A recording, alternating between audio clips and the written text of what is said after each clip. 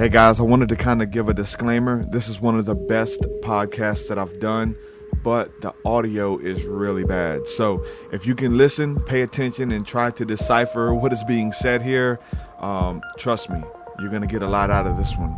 But like I said, excuse the bad audio. Thanks, guys. If you would like to sponsor the show or advertise on the Mythicist podcast, you can do so by going to www.mythicist.me and click on Sponsor the Show for more info. If you would like to support the show financially, you can do that also by going to mythicist.me and become a monthly supporter. We appreciate your monthly support. You are now listening to the Mythicist podcast, your portal to the paranormal, streaming live at mythicist.me, your hub for all things spiritual, esoteric and paranormal. And now, your host, Truth Seeker. Hey, what's up? This is Truth Seeker. You're now tuned into The Awakening. Today we're speaking with Eric Dollard about the supernatural power of music and the type of effects that music has on the human body, and if it even affects your astral body, your mind, what you listen to. There's been a lot of studies done about the type of music that you listen to, that it affects the way that you perceive the world. Studies show that you retain 30% of what you hear and 70% of what you say. So whenever you're listening to music and you're repeating some lyrics, even if you don't believe those lyrics and you start repeating them over and over, you start to remember them. They'll come back in your psyche. You're going to remember what you say because repetition reduces resistance. The more and more you hear a phrase, the more and more you come in contact with some type of work or sounds, the more and more that you're going to let your guard down and begin to form a pattern in your mind, and those thoughts are going to come back up. Music can almost take you back, almost summon feelings and emotions that you felt years ago, almost like a time machine. Say if you had an experience with a loved one years prior, and you hear a song, and that song can take you back and bring up those same feelings, those same emotions, and bring you back to that place. So with all this being said, we want to let you know that music is powerful. Music is a weapon. I'm almost reminiscent of the story of the Pied Piper whenever he came into town to lead the rats out of the town by playing his magical flute, I believe it was. And he led the rats out, and the townspeople didn't pay him. So he actually came back wearing his bright colored clothing and playing his songs, but this time he got all the children to listen to him. So he was able to take all the children out of the town and keep them there with him. And I think that's what's going on now when we look at mainstream media and the mainstream music and understand the messages and the symbols and the different colors and all these type of things that's leading our generation through music, whether it's through MTV or BET or whatever. They can release a style of clothing, a song, and even if it doesn't make sense, even if it's not good, if enough people start doing it, the masses seem to follow. So we understand that music and tone and sound is vibrations. It actually affects your genetic makeup. When you start listening to music over and over, you begin to think differently. You begin to see the world differently. So that's why we're talking to Eric Dollard today about the power of music. I've seen some of his videos, and he talks about the work of Pythagoras, who is a big influence on my work and my worldview, him and his brotherhood. If you read the works on him, the way that they reverence music and reverence life is pretty inspiring for those seeking a spiritual path or just want to be better individuals. So we're going to be speaking about music and spirituality all wrapped into one. So, Eric, welcome to the show. Thank you. So if you have anything to add with on those opening points that I made, if you have anything you can add to that.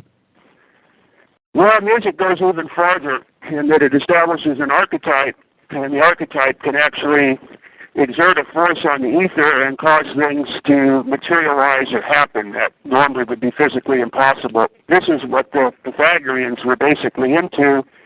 And it's preceded by the science of numerology, where numbers themselves have specific powers.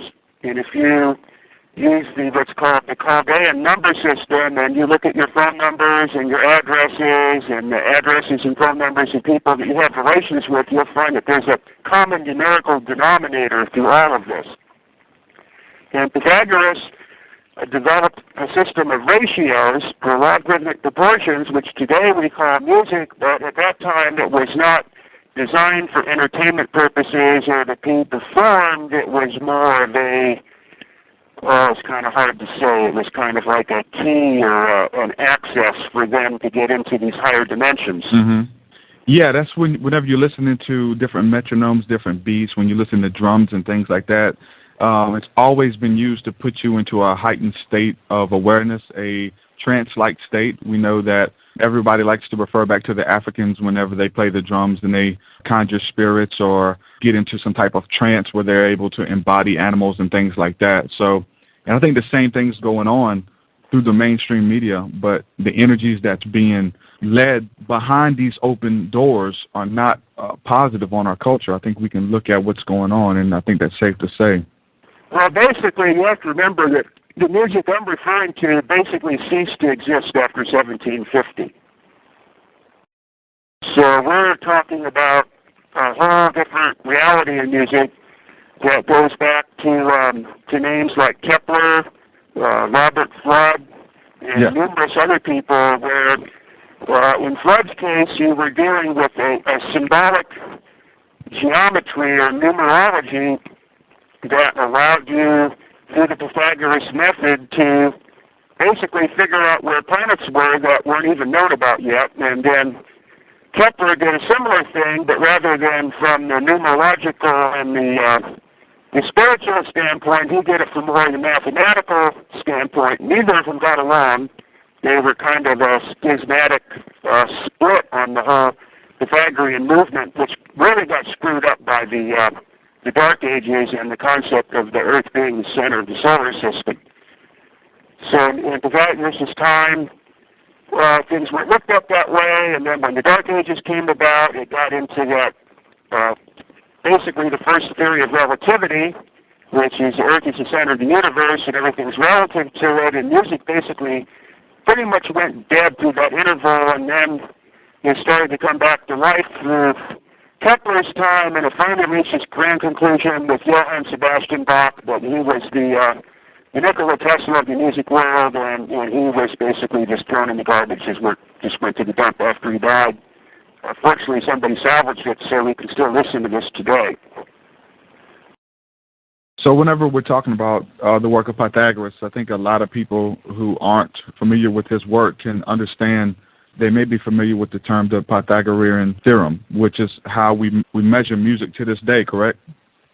Well, the Pythagorean theorem is more of a geometrical thing. It actually is the fundamental theory of alternating current. It's very interesting that music and alternating current theory almost run hand in hand. Mm-hmm. But Pythagoras was establishing through the musical interval a set of ratios. This was very important to them, was a set of ratios which were given a number. And it was this number itself that had the power. It wasn't the music being performed as an entertainment or for other people to listen to. It was almost kind of like a voodoo thing. And Pythagoreans believed that by establishing a system of ratios, we could ascertain as humans where we fit in the infinite logarithmic period that goes from the tiniest things to the largest things of the world, which the Pythagoreans viewed as a sequential progression or regression, and not like today where it's disjoint particles and atoms and things that don't even make any sense anymore. Mm-hmm. So, would you say that the beats and metronomes and things like that has to do with Pythagoras as well, the way that we have those now, correct? No, not necessarily. But the Pythagorean system consists of is a succession of tones which relate to wavelengths. So basically, the higher the pitch, the shorter the wavelength. Mm-hmm. So the proportion between these wavelengths, like 3 to 2 or 2 to 1, this is what the Pythagorean system is about, is a sequential series of these tones, or what we now refer to as melody.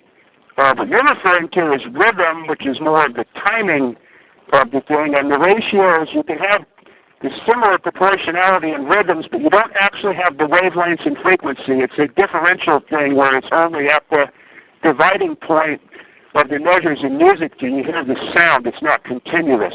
Mm-hmm. Now, around the time of Kepler, for the church music, what happened then was the simultaneous sounding of tones, which are now known as chords, which have the effect of producing materializations in space, depending upon planetary alignments and solar conditions and things that we don't even know about as the Earth flies through the universe that we pass through, which affects electrical devices and music. And the church, at that time, up to Johann Sebastian Bach, basically the churches, through the pipe organ and the acoustic dynamics of the church, which is extremely complex. I don't think anybody with the most advanced computer programs could ever duplicate that stuff today. Some of those pipe organs had as many as 15 or 18,000 pipes. Mm-hmm.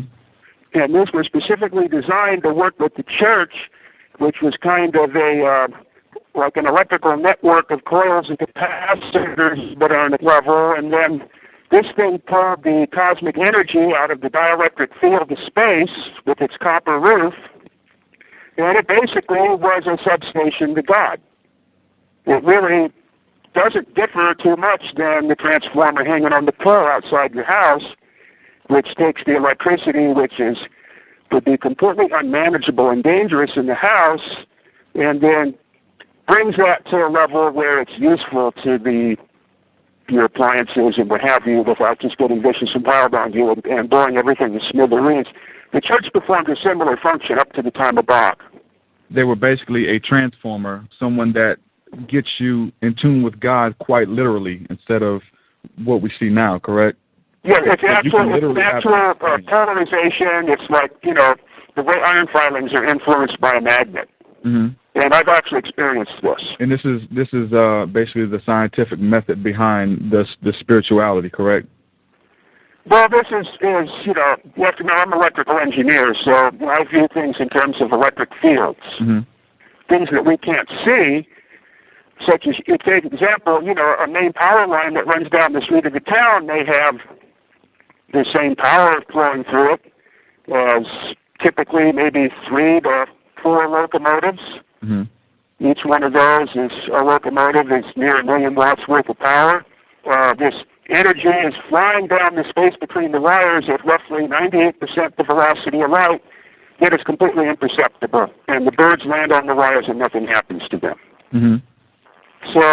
So music gets into that realm where you're transforming between the ether world and the physical world, to put it roughly.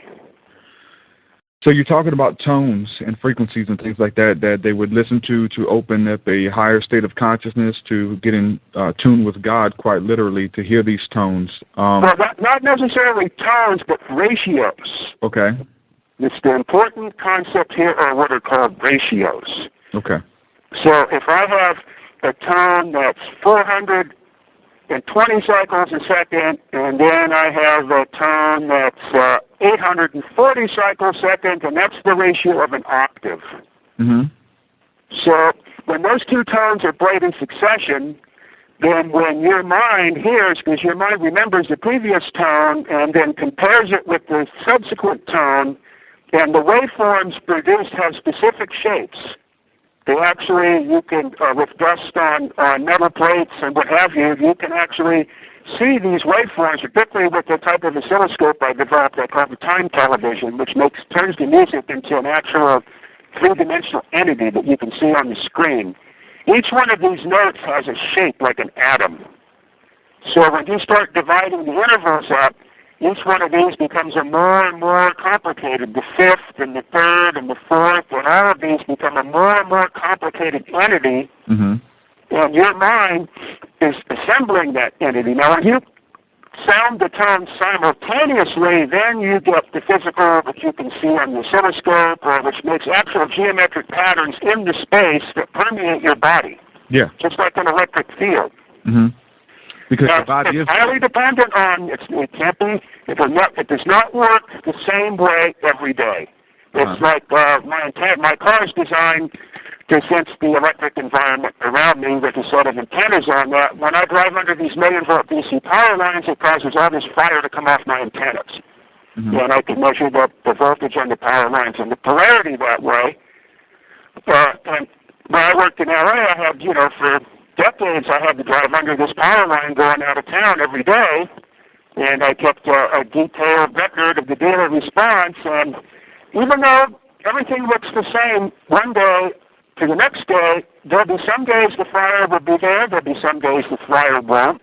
There'll be some days it's more prominent on the positive wire than the negative wire as I drive through it, because there's something polarizing space. And this is the planets and the sun and the universe polarizing space, and music works through that polarization by adding on top of it. So the theory works, but it doesn't work every day. It's almost like if you was to try the same method every day, it's going to be close, but it's not going to be exact. Is that what you're saying? You may not get the same effects. Mm-hmm. See, and this is part of what the responsibility of the church was, is when they know these things were happening, and that's when it was time to fire the apparatus up. Could anything backfire on you, though? So, like, if you're saying that something that produces a positive effect, would that same method in turn produce a negative effect on a different day, or are you pretty much... Well, what I've determined in my decades of, listening to music and what have you, and devoting myself to it, is it's usually a heightened or lessened situation. Like, one day a piece of music might just have an absolutely profound effect on you, and then another day it just goes right through you, and it doesn't have any effect. It's not like it becomes negative, unless the music is designed to be negative. Yeah. Which today's music is designed to be negative. Mm-hmm. But it's also not harmonic, and it cannot tap into these energies. Mm-hmm. So today's music really is kind of more of a mechanical expression, so to say. It's like music in this zone. There's a lot of music zones. This is one of the things I do with the HF radio in my car, and I used to have a very massive installation for this with giant antennas that used the entire Earth as a stereo. So if there was a station broadcasting music in China, I can hear its reverberations all around the Earth and receive it in stereo and use the Earth as a concert hall. Mm-hmm. And the effects of the change from day to day were absolutely stunning when this happened. Yeah. So what I found from years and years of, analyzing the HF band and all these signals, on a wider scale just than for music, it's kind of, it's like something the National Security Agency would have, this massive facility with spectrum analyzers. And I kind of kept an eye on the HF band so that it wouldn't interfere with my operations or operations of the organizations or companies in which I was working with. And I learned a lot about the nature of music in different areas, and you can basically take the Earth and make vertical bands from the North Pole down to the equator of pretty much equal width, just like time zones, and each one of those widths is all the music in those particular countries or areas will have the same character to it. Mm-hmm. So, as you go from China and you start to move across to go back towards Europe, and you go through another band like India, and then you go through another band which contains the Middle East countries, another band that contains Europe. Each of these bands has specific type of music, and not all of them are of the Pythagorean ratios. There's quite a few different ratio systems out there. Okay. So whenever people are listening to different tones and frequencies to get into a trance-like state through a meditation, is this somewhat the same principle? Can it be applied? The tones that put you into a happy state when you hear a sound, or make you feel frustrated and things like that whenever you hear a certain sound. Is the same principle applying? Yeah, like, if I take, like I just said, the 420, 840 cycles, and I sound those tones in succession or in parallel, that produces a positive feeling, a feeling of like conclusion or I don't know exactly how to describe it because I don't think in those type of terms, but it's like, it has a feeling of completeness to it. But then if I sound a tone of 420 cycles next to one of 490 cycles, it sounds horrid, and it doesn't make you feel good, and you want to turn it off. Yeah. We got a question in the chat room. They want to know about the chord D minor. I don't know if there's any principles behind that. That's one that Bach seemed to favor a lot. Its relative is the F major. D minor really gets you into some deep roads. And Bach chose that key for most of his very serious organ works, including his final work, which he died before he could complete, which is almost 3 hours long.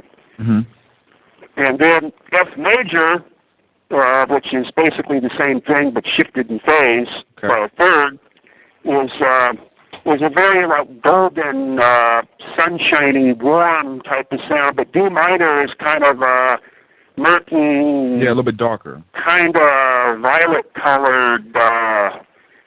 It's funny how all these keys, even though the intervals are pretty much the same, they all have different effects. Yeah. And I've noticed it too. There's actually different bands who will play in these different chords and that will write lyrics that are fashioned around those feelings that are conjured. And when they do videos or wear clothing, they'll wear the colors and stuff that are associated with that, and they're taking it to a next level. Yeah, that's totally conceivable. Well, let me ask you these are things that I was in my early college days. These things, I was working on extensively. Adapting music into networks and oscilloscope displays and analyzers and developing like a television that would portray these things. But this day and age, I don't have all that equipment, and I just lost my main facility about 3 or 4 years ago. I don't know how to get back on track with this again. It's something I'm very interested in. I want to pursue on it, but right now I don't know how to return to that level. Now, what's interesting, what I am working on now, and it's a part of a government project here that is basically being provided to me by the government, is the Earth also generates a lot of its own frequencies and tones. Yeah, I know they claimed that they was able to record some of those tones as well. Yeah, well, the most... probably the best example that's immediately available to the public is there's a person named Steve McGreevy, and he has a website on the Aurora Chorus and Aurora Sounds, and he spent damn near a decade during optimum circumstances of bringing magnetic loops into Canada and intercepting the electromagnetic fields of the Aurora, and it's on the internet. You can find these sounds. And there's some of these recordings. I mean, I've heard these things, and I about fell out of my chair. You can't tell the difference between the sounds of the Aurora and the sounds of the deep sea animals. They make the same types of noises. Yeah, and that principle, if I'm correct, is the same principle with the Om tone. Whenever those who are of the Buddhist or Hindu tradition, whenever they would sit in a circle and chant Om, it's supposedly the sound of the song of the sun emanating that sound, and they get on one harmony with that. Yeah, you could hit a harmonic, the aurora tones, and for me, I'm into the telluric stuff that the earthquakes and volcanoes and hurricanes and those kind of things generate. That's the bulk of my research, and that's what my project is right now. Also produces a lot of interesting, at the beginning, the onset, before the main seismic event. I've heard recordings that other people have taken of what sounds like giant Tibetan gongs. My equipment picked up like screaming sounds and yips, and there's all these frequencies, but the wavelengths are so long and the velocities are so high on this type of stuff that we only exist in a very higher harmonic of these frequencies and wavelengths, which could be, half the size of the solar system, or have a frequency of one cycle every 28 days. These are extremely low-pitched, long wavelengths, and these things are permeating through the atmosphere all the time. I have an extremely sensitive altimeter barometer instrument in my car, that we use on the fighter jets that will measure elevation down to just a couple of feet. And I can park somewhere and watch that thing as it slowly goes down, and then it slowly goes up, and then it slowly goes down as these waves go through. And when you look up in the sky, you'll see all these patterns in the clouds.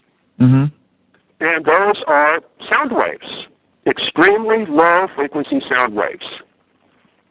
So that would almost be similar to the rain dances of the Native Americans, correct? What they were trying to tap into? Possible. I'm not certain on that. Mm-hmm. I want to go out on a limb here, but this is just something I want to ask you. You referred to these different tones and vibrations as whenever you play them, you're able to see them make a shape. I've seen different videos where they play tones and they make different shapes, different perfect geometrical patterns, and whenever the tone is a pure tone or a nice tone or a perfect tone, and then other ones when they play something like a symbol or a crash or something like that, the symbol turns into, or the shape turns into something that looks like mass confusion. Right. And whenever you referred to them a while ago, you called them entities. Is on a very spiritual level, when you talked about the church was actually in on this as well, and they studied this and performed this as well. Are these entities, or are these sounds and tones, are they living entities? Are they living beings? Well, they start to become, like an organism. Mm-hmm. And when I had these things on the CRT display, it did cause certain people to become terrified when they saw it. They weren't, familiar with, large scale, military type, radar, CRT rooms and all that stuff where there's all kinds of stuff going on. That was already intimidating enough to begin with, with the line of the DC to DC converters and the Snell transformer. And then here's this green thing, dancing around and pulsating like an amoeba on one of the CRTs, to the Bach organ music or the Handel chorus, and it really frightens people. Yeah. It really looks like it's alive. I would wonder. The most intense images that I got on this system was from the works of Georg Friedrich Handel, who was the last composer of this music. Mm-hmm. I would wonder if these energies, these tones, always exist, and whenever you play the tones, whenever you play them, or you get on the same vibrational pattern as they are, then you almost bring them into this reality, or you get to see them, you get to hear them, you get to feel them. Like they're always there. I don't think that you're playing it and creating an entity. Maybe that it's always there, and when you play the tone, you get to experience it. That's conceivable, but that doesn't correspond with the electrical induction theory of it. Okay, so all that has to be created and generated? The induction theory, Faraday, which seems to be how this stuff works, is empty space is filled with a primordial medium, which is in electrical work was referred to as the ether. Mm-hmm. The ether. I gave anyone that's interested in this subject I presented a lecture on this last June, and there's a book also that goes with it called The Four-Quadrant Representation of Electricity. And my mind was keener on the subject then than now, so if you can get a copy of that video, I'll get into how the ether is affected by the archetypes and the formative forces. The ether is kind of at the end of the line, and the archetype is what's in the Pythagorean ratios. The archetype is what modulates space. Now, the ether, is a bunch of little tubes or lines that are all kind of mashed in every which direction, and they all equalize each other out. There is no entity. But when a formative force is applied to the ether, then one set of lines will point one way, and one set of lines will point the other way, and then you'll start to get the polarization. And then this confused mass of spaghetti in a big blob made out of the ether all of a sudden forms into a physical shape, which could be you or me or a garbage can or a cloud in the sky or things that we can't see, like musical entities in the air. Mm-hmm. That's the basic theory. Now, I could be wrong on that, but this is the theory that I've been, using and is going to be an upcoming topic in my next presentation, because until I describe how the ether and electricity works, there's no way that I can explain to somebody how radio and Tesla's transmission and all that type of stuff works. Yeah, well, I told you I was kind of stepping out there. I mean, I see a picture of it, but explaining it and trying to, I think it's going to have the same effects either way, because I believe that the same principles apply, whether they were there the whole time or you're creating them or whatever. And I kind of like to tie it into, there's two different stories. One is the story of Pythagoras. It was recorded, it was said that he was coming home from a exhibit or something like that, and there was a drunk man. He was walking down the street, and the story says that the drunk man was harassing a homosexual at the time, and he didn't like him. He was riled up trying to fight him. He was trying to kick down his door and get in his house because he wanted to do harm to him. And supposedly Pythagoras looked, and on the corner there was a man playing a flute. And the rhythm and the notes that he was playing was real aggressive. The story says that Pythagoras asked him to play a softer, more sweeter, upbeat melody, and whenever the man changed his melody, that the whole countenance of the man who was violent trying to attack the other man totally changed as soon as the music changed, and the man gathered himself and went about his way. Yeah, I mean, that's basically the whole theory behind the church modes, which was the formalization of the Pythagoras music during the Middle Ages. Is, there were books written on this back then describing how one particular mode would, make people behave one way, and another particular mode would make people behave another way. And of course, that's how this stuff is used against us in the media, to get us to, eat things that we don't want to eat and do things that we don't normally want to do. Colors, shapes, sounds, all of it. Jingles. Oh, yeah, the ratios work the same way with colors. That's why, the colors in a televised media image are always very specific to what's going on. There's a whole engineering behind all this stuff that adapts from decade to decade. Oh, yeah. Definitely. There's so once you put your face up to that CRT, your reality, your polarization, just like the ether, is being modulated by the color proportions. Well, you have no control over it. Some people are more sensitive than others in that they can be cognizant of it. Other people are not aware. So to me, I'm so sensitive of it. Just the color of the ground of an area that I'm living in has a profound influence on me. In some places, I just can't stay for more than a couple of hours. Yeah, I know what you're talking about. I kind of tie that story in with me in the scriptures, how King Saul had a evil spirit tormenting him, and David went up to him with the harp and began to play this music, and the only time that this evil spirit would subside was when David played his harp and played these songs or chords or whatever. Well, that makes sense. I kind of tied the two stories together, just understanding the power of music. Not that it's just... Well, the power of music, I think, is really expressed well in how the walls of Jericho fell down. Exactly. I was going to ask you about that as well. Yeah. So, the thing that I came to understand or believe in my course of all this investigation, I'll make reference to the book that really reawakened me to this, because this is all stuff I did in my college years, and at RCA and all that. And later on, I became interested in different things.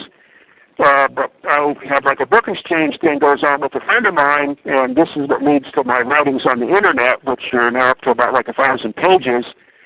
He brings in these books on these type of subjects, and then wants me to read them and then explain to him what's going on that he doesn't understand. So he brought me a book, and I really recommend that everybody read this book. It's called Music of the Spheres by a man named Jameson.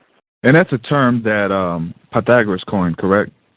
What's that now? Well, that was the whole philosophy. I don't know who coined it, but that was the philosophy. So in going through this and getting, I have a different way of receiving information than normal people do. I get things like in chunks and images, and I do not learn in a serial fashion. So in going through this book, it started to reawaken a lot of things that I had come to understand when I was actually studying this stuff in college and doing experiments in relation with RCA at the time. That there's something that has been attenuated in the human race over the millennia, and we have been told stories about the walls of Jericho coming down, and we've been told stories, through the mythology, about people throwing seeds on the ground and skeletons dancing out of the seeds and attacking people and all this stuff happening, is I believe with the simple ratios and symbologies that people had back in that time, that those things are not just stories. Mm-hmm. But there was enough voodoo in all this that just the simple means they had of producing ratios at the right time, at the right place, and the right proportion to cause materialization and dematerialization. And over the millennia, particularly with the advent of the modern age, that's been erased. But that potential still exists. Yes. And in the modern day standpoint, now this is what causes a very serious complication, is then we have the weapons potential of Pythagoras. So all the guns in the world, and all the bombs in the world, and all the force in the world, theoretically, can be brought to a standstill by simple geometric proportions. Which is kind of a frightening concept. Would you, I'm not sure if it's the same thing, but would you liken that to what they call a feng shui, the settings up of cities and houses and things like that to produce a certain energy? You mean like a sacred geometry? Yeah, well, they have some of the Chinese actually will set their house up as far as their chairs, their living room set and everything to produce this pattern of where energy can flow and create a tone. And I've also heard it said that their cities were set up in this fashion as well. Well, these things were part of normal engineering in antiquity. Okay, exactly. They've just become, modernistic materialism, they've just become erased from the textbooks. Just like most of the knowledge of electricity has been erased from the textbooks. Electricity is very parallel to all this, and it irritates the same people, and they in turn make sure that the understanding of that is either destroyed or eliminated. But they still have the information, the lay people. Well, they're offended by it. So what they want to do is they just want to kill it. So, it could be the most powerful government in the world, or, whatever, or the richest, most effective dictator, or whatever. They can't avail themselves of this stuff because it's antagonistic to their very being. So all they want to do is suppress it. It is not available to them. So that is kind of like a protective measure. So the Einsteiner will, fight blue until he's blue in the face. None of this stuff is possible.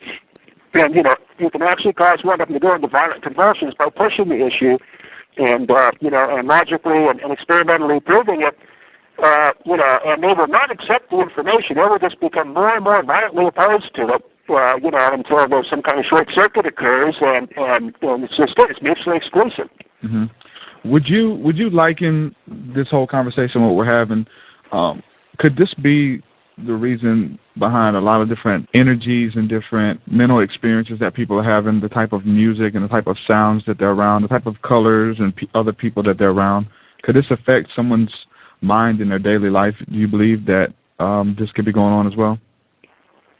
Well, yeah, it all has a subconscious effect whether you want to believe it or not. And like I say, as far as, the advertisement world goes and the world of mind control, it is being engineered.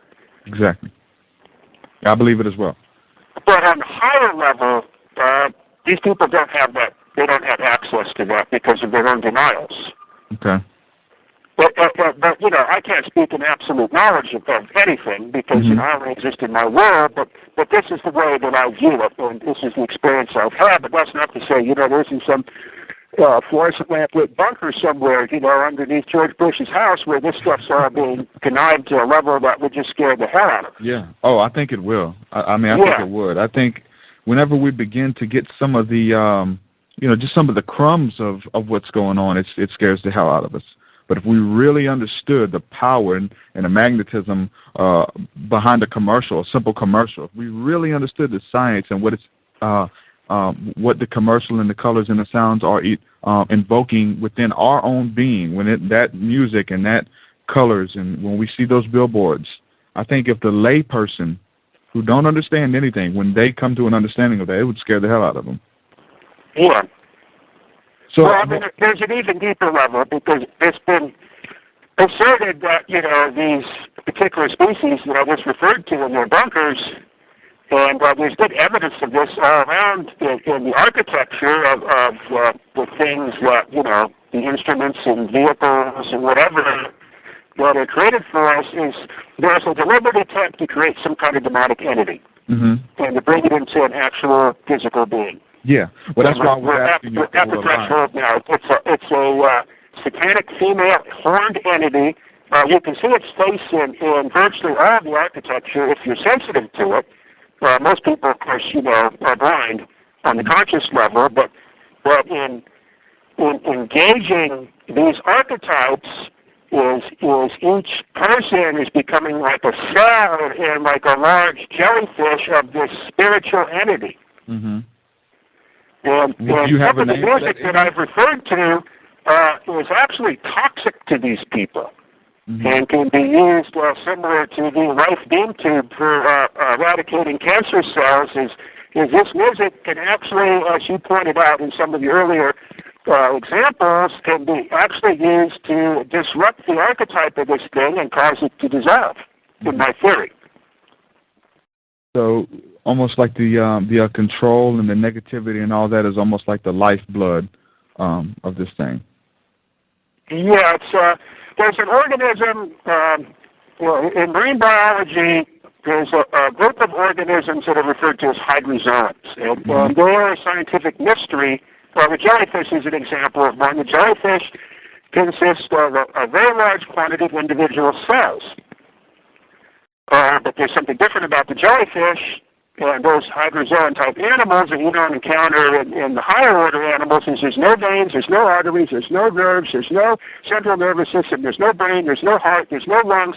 Each and every cell respirates and exists independent, yet the entire organism moves as a whole. Mm-hmm. So this is the situation that we're dealing with. I want to open up the phone lines for anybody who has questions and you want to talk to Eric Dollard.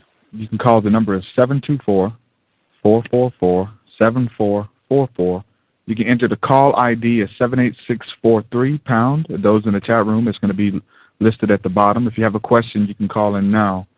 I'm thinking on a microscopic level, well, I don't want to say microscopic, on the level of which we see things right now. We can't see that entity, but if you was to back up and look at maybe the earth or the different nations from above, you could see this entity operating over nations, I believe. Because, I actually, read the Holy Bible and read the Scriptures, and there's actually these entities which are referred to as principalities in the Bible, and it says that we don't war against flesh and blood, which is these carnal things that we can touch, taste, see, and hear. We don't do war against that, but it is a spiritual battle, and we wrestle with these powers that we can't see on a day-to-day basis, but they're there, they're operating, they're more real than you and me. And there's a story in the book of Daniel where the angel Michael was traveling back and forth between earth and heaven, bringing forth prayers and information and things like that. He actually withstood one of these principalities, and in the Scriptures it calls it the Prince of Persia.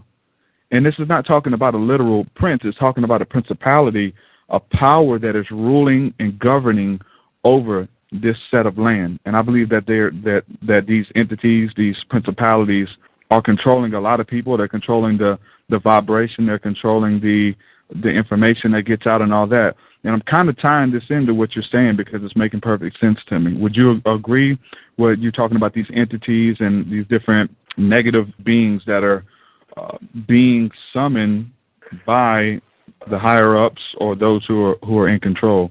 Is it very similar to what you're talking about? Well, yeah, I mean, that's a distinct possibility. Mm-hmm. It doesn't have to be that, a group of people are creating this thing. It could be, this thing is controlling a group of people. Either or. There's no way to tell which way the power flows. Mm-hmm. Because it's all too nebulous. Mm-hmm. But it's definitely there. There's no doubt about it. Yeah. It's becoming quite organized and coherent, and it manifests itself through architecture. Because basically architecture allows you to get into a time machine or whatever and go back and actually experience through the archetype who the people were that made it. Mm-hmm. So every era, every culture all has this archetype. So, the education system as it is, you get a lot of exposure to different things at an early age, and this is Egyptians, and these are, Russians, and all that is, when you see something made by the Egyptians, or you see something, made by the Russians, it's immediately identifiable. Oh, that's definitely Egypt. Mm-hmm. It's not South Africa. It's not Germany. It's not Persia. It's Egypt. Mm-hmm. It stands out. I mean, I've been able to do this myself. In my capacity as an electrical engineer, when I started learning this stuff, just after infancy. The school system. I didn't let the school system take this vision away from me.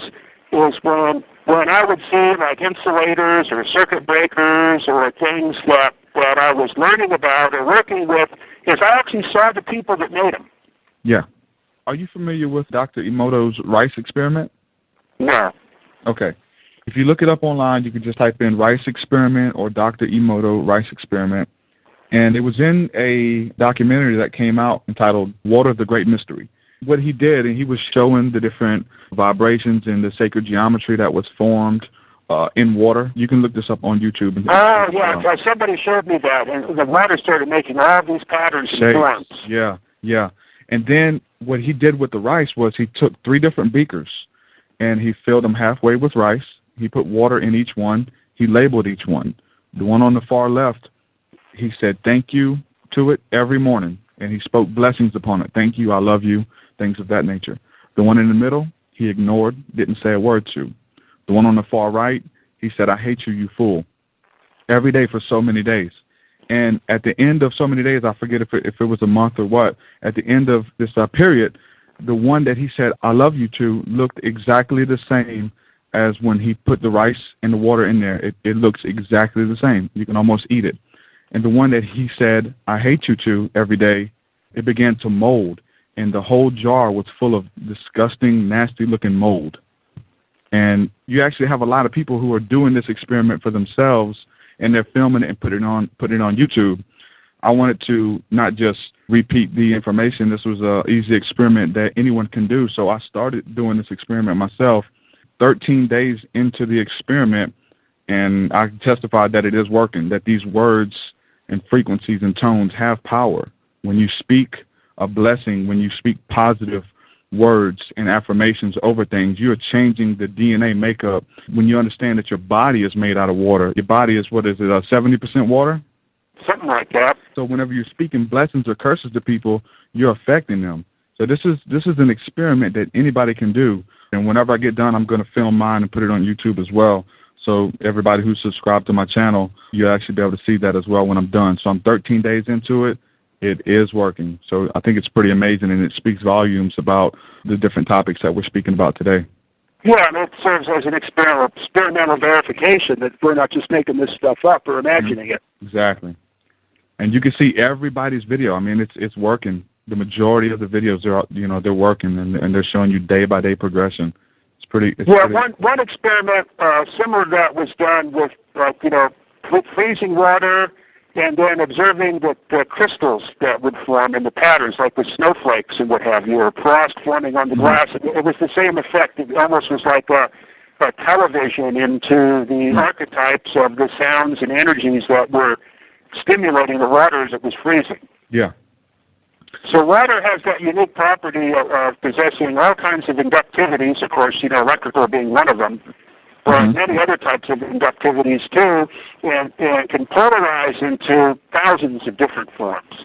Yeah, I think it's really powerful. We have a question in the chat room. They want to know some information and how this conversation can relate to the Coral Castle with... that I can't directly connect. I don't know a lot about that. Okay, well, they're just saying that tones and sounds were used to actually levitate objects. A lot of people believe that that's how the pyramid was built. Through these different tones and sounds, they were able to move and lift objects and things like that, much like what happened with the walls of Jericho, how there was a sound that came forth and the walls collapsed. I actually had an occurrence of that with my space stereo system. Mm-hmm. So the space stereo system, this is something that I picked up from RCA a long time ago with the laboratory that I built. The equipment is this Earth stereo thing I'm talking about, where you have a radio station broadcasting in some part of the Earth, and the signal bounces around in the Earth ionosphere space and echoes and all that. It produces a type of stereo that's a little different than the stereo you get out of a normal recording. Mm-hmm. There's an extra phase component added, and what happens is, and this is what really struck me in the laboratory back in the RCA days, is the sound would leave the plane of the speakers of the teletype signal or Morse code or broadcast station or whatever it was that I had tuned in this stereo system with two antennas at right angles to each other, like giant microphones pointing to different parts of the Earth. The sound actually had a presence in the room. You could reach out and touch it. Hmm. And if it's music, it's like, the instruments would separate themselves and float around in the room depending upon how the ionosphere was pulsating. The speakers weren't even part of the experience anymore, nor the space between them like normal stereo. Mm-hmm. So what I had built was, again, at my research facility in the Mojave Desert, I reconstructed one of these. It took about 10 years to put all this stuff together again because I lost all the original equipment. And there was a station in China which broadcasts red throughout the day that is specifically used to jam another radio station. Mm-hmm. And what they do is they play 1 hour of Chinese classical music, on a 500,000 watt transmitter on top of somebody's frequency somewhere that they don't like.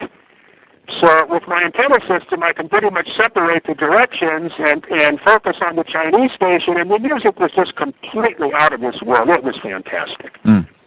So I would have, my big speakers and my power amp rolling away with this thing, like the rock concert level in the equipment room, having a good time experiencing it and watching it on my oscilloscopes and stuff. And I happened to have a small headlamp that was laying on the desk that I used as a ballast for battery charging. And there was an interval in the propagation of the music from China to here, and the waveform of the music itself is the headlight jumped 6 inches in the air off the desk. Mm. I saw this with my own eyes. Mm-hmm. So what I started doing then was sitting at that spot in between the speakers. Yeah. And it really does something to your body. I think it can actually heal the body if you use the right kind of music. With every fact that you have, whether it can do damage, I think for that to be true, the polar opposite has to be true as well, that if it can do damage, it can also be used for healing. Originally that's kind of what this was all about. Mm-hmm. The church was a place to go in, and if the plants were lined up right and everything was, appropriate, the atmospheric polarizations or whatever, you went into that and you were recharged. Mm-hmm. Yeah. But today's society has taken all of these fundamentals and principles and turned them around into destructive and, degrading means to make people sick and helpless. Yeah. Yeah. Make you passive or make you...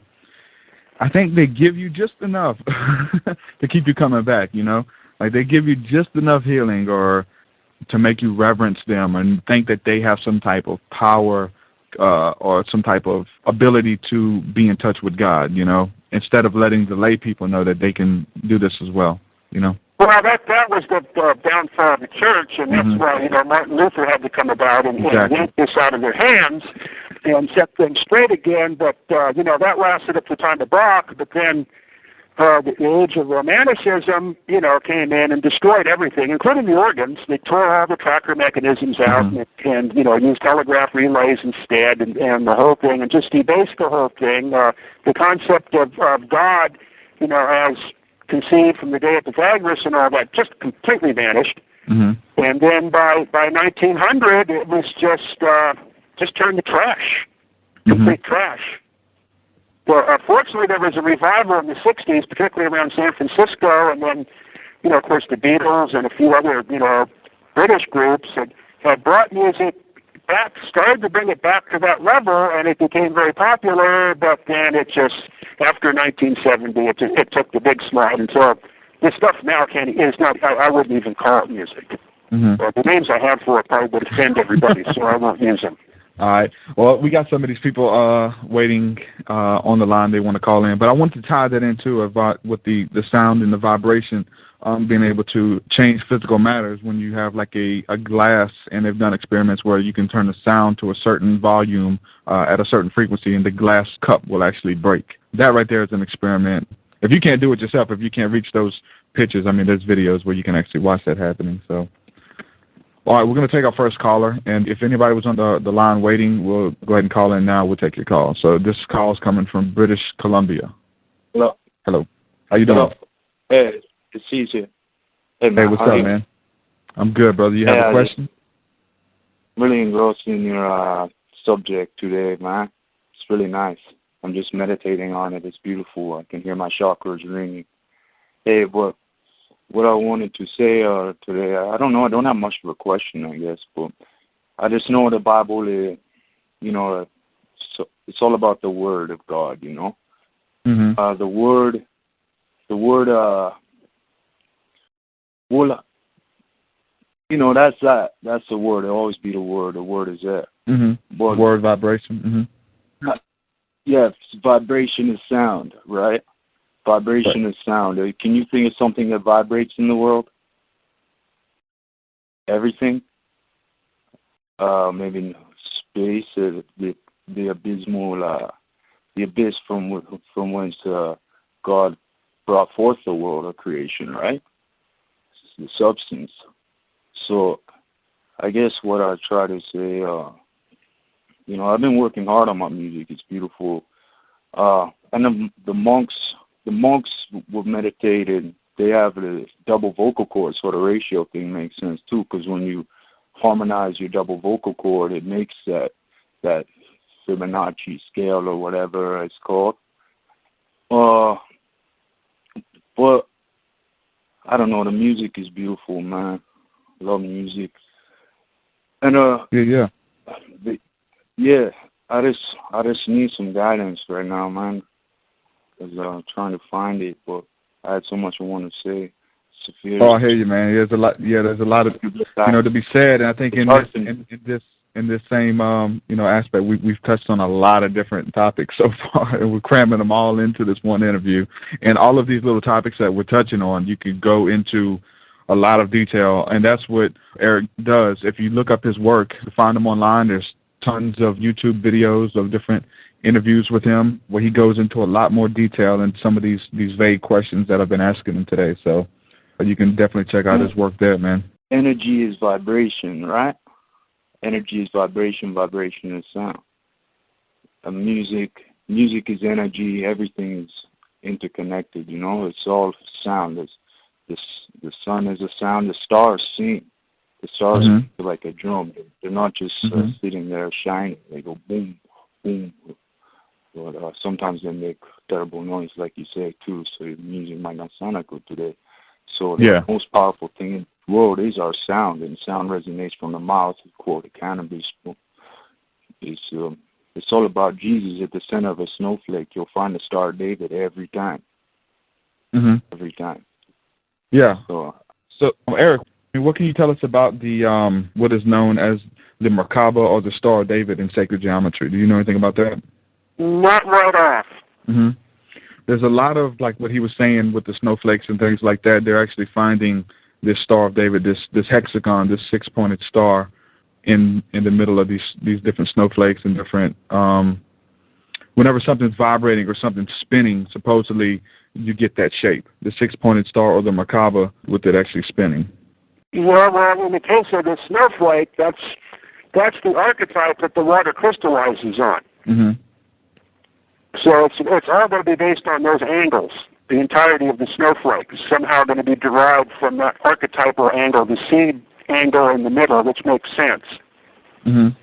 I'm not exactly familiar with all that, but as far as log periodic antenna design goes, and the Rudolf Steiner concept of the growth of plants, there has to be the seed archetype that exists one step right out of what is being created. Mm-hmm. And then everything progresses from that point.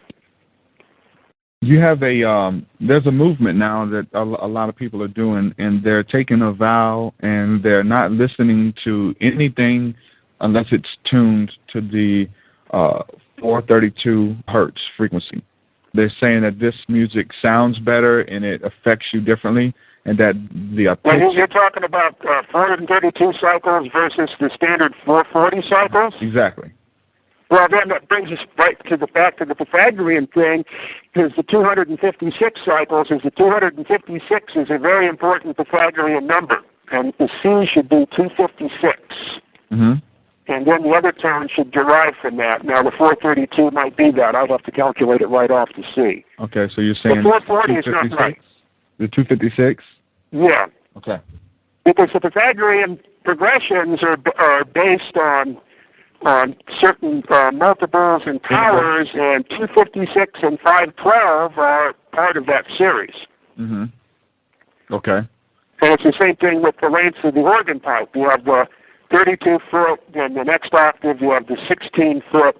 See, in all of these, if you start making these things different sizes, from the pure proportionality standpoint, it doesn't seem to make sense because the ratios are all the same with respect to each other, but from the Pythagorean standpoint, we're trying to tune on to this carrier frequency, if you use a radio term that exists. Mm-hmm. The suppressed carrier frequency that is behind everything, like in single sideband, where modulation is going to sound all distorted or be beyond the range of human hearing until you reinsert the carrier signal that derived it, and then all of a sudden the speech comes out as audio perfectly crystal clear. Mm-hmm. So that would be the reason for landing on 256, because that is like a natural carrier or reference frequency for this whole system of music as we're talking about it, not as it's thought of by physicists. Mm-hmm. That's my theory, anyway.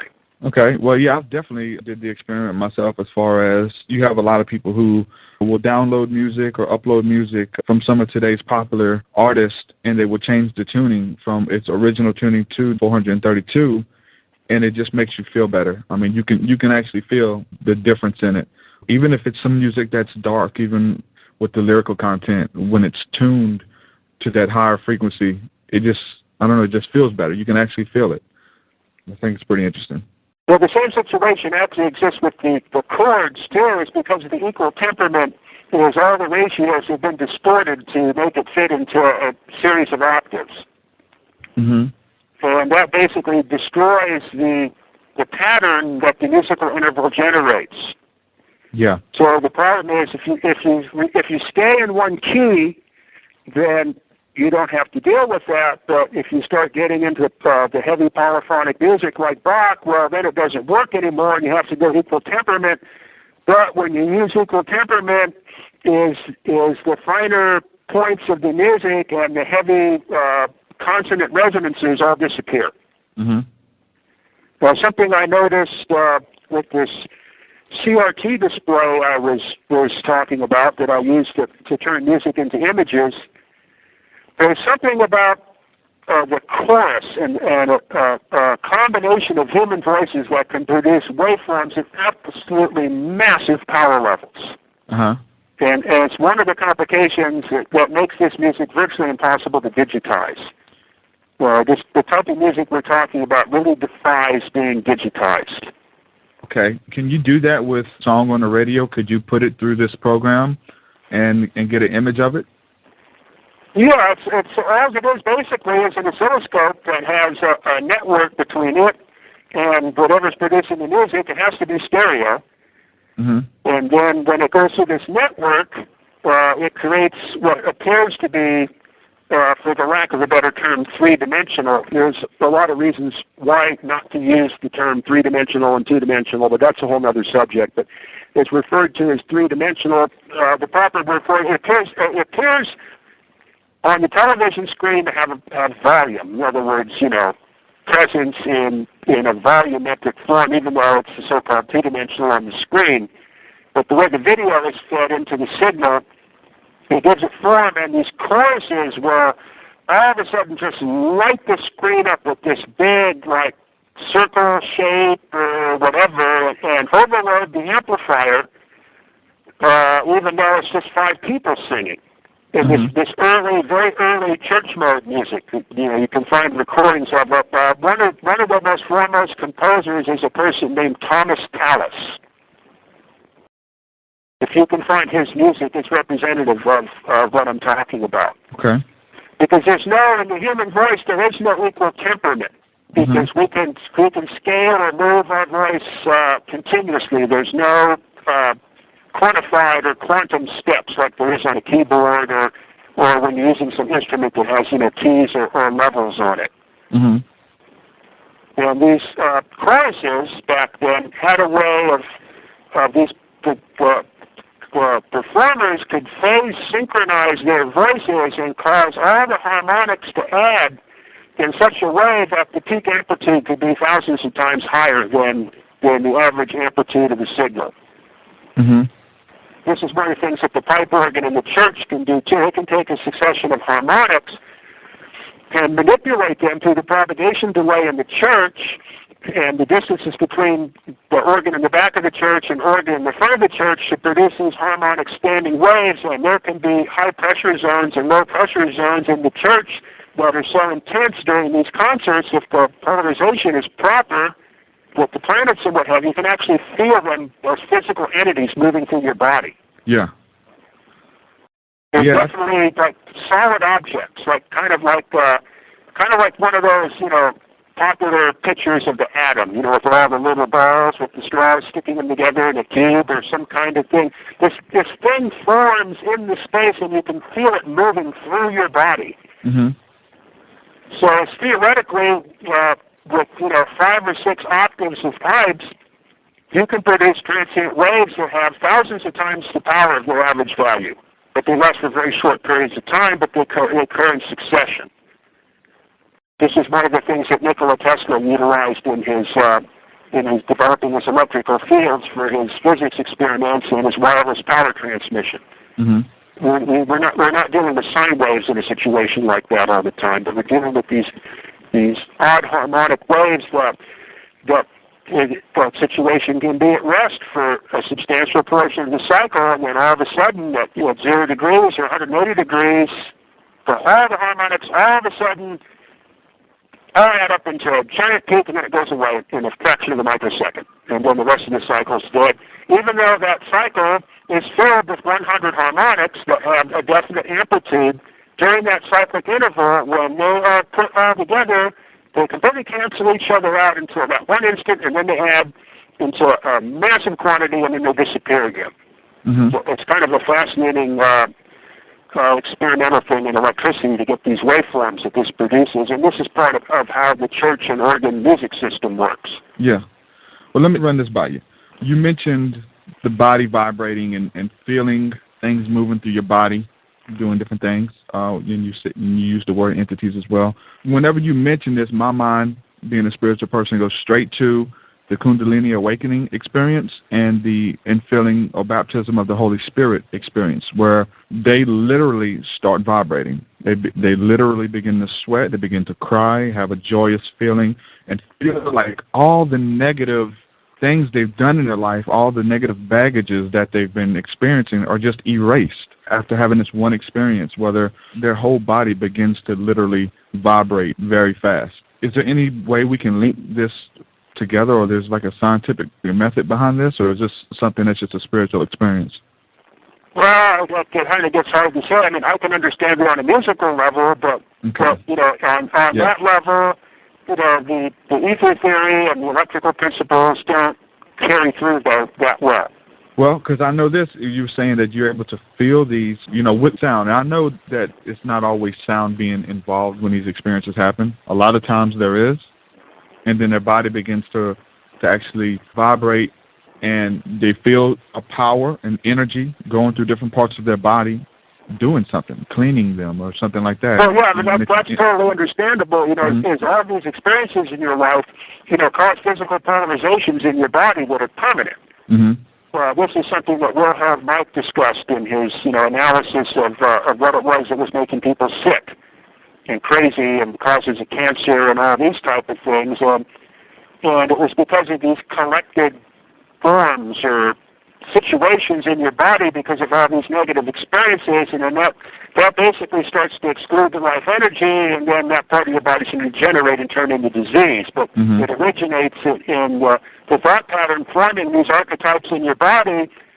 But from the electromechanical standpoint, from what we've just been talking about, and the experiments I've been doing, and the things that you've made mention of, it's music as a means to erase these things. Mm-hmm. Just like you take a magnet and wave it over, a piece of recording tape, and all the information on it's gone. Yeah, this and I think it's tying in with everything we're talking about. And someone has a question, and I think you might have answered it as well. Talking about any insight relating to frequencies that kill viruses.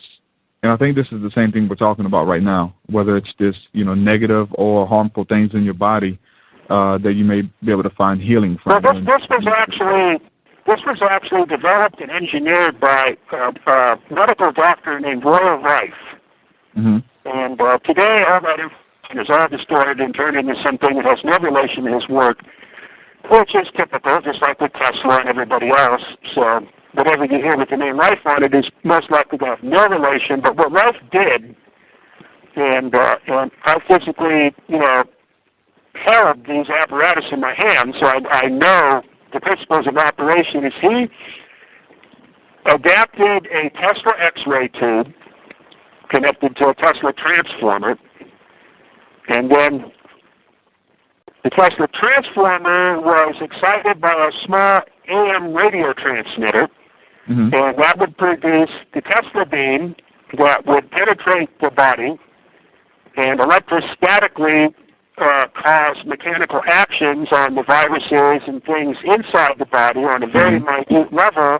So what he did is he took an assemblage of musical chords and had developed a microscope that the Einsteiners say is impossible, but he made it work anyway, and he could see things smaller than anybody could see.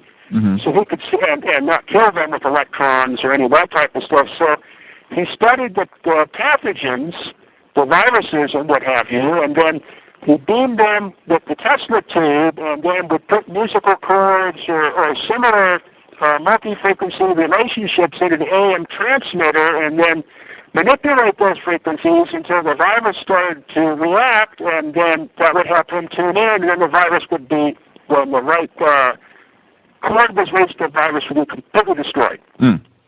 So he came up with a frequency log to figure this out, and he started eradicating cancer with it. So in response, the American Medical Association was formed under the direction of Morris Fishbein, and they destroyed the life of Dr. Rife. Yeah. Yeah, you can see why. This is where the American Medical Association finds its origin in this specific engineering occurrence. Yeah. Well, and that's one thing that you're going to have to forfeit. You're going to have to, be willing to be ridiculed. Anybody who has any type of new information or trying to actually revive old information at that, you're going to have to be willing to be ridiculed and demonized by the rest of your peers. So. And even if, like me, you manage to pull out of that and not have any peers, or, disappear into some secret government laboratory, or just do it all out in the bushes, what is very evident right now on the Internet is there's a massive defamation campaign to make me look like a monkey and all this stuff and that stuff, because it was not successful to stop me by the other methods. So now it just turns into a wholesale defamation. This group calls themselves Ether Force, exists specifically to debase my work and keep people on a false path. It's kind of nice stuff to look at something like that, but that's just the way it is in this business, as you explained. Yeah, exactly. I mean, welcome to the walk of Jesus. You know what I'm saying? It was the same thing with him. Someone who brought forth light and understanding and grace and peace into the world was accused of being a idolater and one who consulted with demons and followed Satan, by his peers. So by the people that did that very thing. Same people he was trying to help. Those who were consulting with Satan, So in a certain sense, this defamation and all this stuff, because I don't avail myself to the internet. I live in the bushes. Mm-hmm. I'm a feral human. Mm-hmm. So I write stuff and I drop it, in the post office, and it disappears out of my sight, and it appears on the internet. But as I become a personality or whatever on the internet, initially, and it's still, the situation, well, sure enough, this negative forces come about, and it's attempting to be very disruptive. It could turn out to be deadly. Mm-hmm. It brings me back to the notions of John Lennon and what happened to him. Yeah. He's just one of many. I mean, but in my case, I think John Lennon really is a comparative example, and that's what I'm worried about. Mm-hmm. Because I'm doing a kindred type of operation. Mm-hmm. I'm making this popular. People are really getting into this. They're into it already. It's just that I have this ability to quantify certain things that, particularly in electrical work, that, makes things much more apparent. You can actually build equipment out of it. Mm-hmm. So that gets people more excited. It creates more of a movement of what's going on, even though that's not really my aim in life. But that's what's happening, and that's what people want, and, it does buy gas for the car and food and all that, beyond my Social Security. But then, somebody's going to take me out. Well, I think you're doing a justice to the human race. I think that you have everyone's best interest in mind. I don't think that you're in it for greed. I don't think that you're in it. I think that you're in it for the science, and that you're in it for understanding that you are a free man, and that all human beings are free men to experience life and to the abundance and the best life that they can, and to let them know what's going on. And these different things are happening. Different sciences do exist, and you're giving us the breakdown on it and the deep inner workings of it. And the work that you're doing goes far beyond the topics on this show. I kind of approach things as more of from a spiritual standpoint, and you're actually breaking down the science of everything that I believe. You're breaking down the science of the Christian faith. You're breaking down the science of the Hindus, the Buddhists, Islam, all those who understand that a world exists beyond this mundane things that we can touch, and it is a world of electromagnetic frequencies called different names in different holy books, things like that can be tapped into. They are being tapped into now. So I'm going to put your work out there. I'm going to share your work with my fans, my listeners, and so there was a lot of people who were wanting to tune into this show. I put the show out there that we was going to do it, and we have a lot of people listening live, a lot of people who are going to go back on YouTube and listen to the show again. So it's there, and I think that there's an innocence there as far as you not trying to push your work, or you're not trying to propagate your work. You're simply sharing your work. You're putting it out there, and those individuals who want the higher understanding of it, who want to know how it works and operates, they're going to find you. They're going to Google your name. They're going to Google topics that relate to it, and they're going to find you, just like I found you. And that's just how this cycle is working. So thank you for everything that you're doing. Thank you for putting your neck out there. I speak blessings over you just like I speak it over that water, and that everything will line up perfectly with your will, and your destiny will come forth, and you won't be taken out, that you will be protected. And I believe in what you're doing. So with that being said, we got another call. See if we got a question here. Caller, you on there? Hello. What's up? Hey, how's it going?